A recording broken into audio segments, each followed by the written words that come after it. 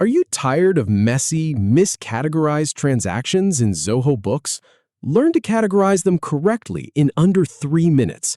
I'll show you exactly how to record an owner drawing step by step. Follow along to keep your books clean. Open Zoho Books in your browser.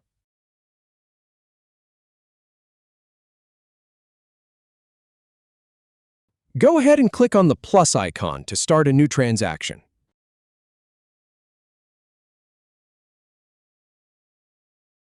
From the drop-down, choose Owner Drawing.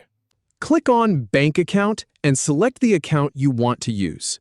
For this example, pick Master AI. Click Continue to move forward. Click on Select an Account.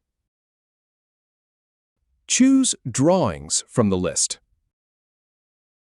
Type the amount you're drawing.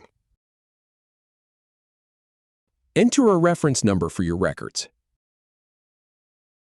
Add a description to explain the transaction. If you have a receipt, click Upload to attach it.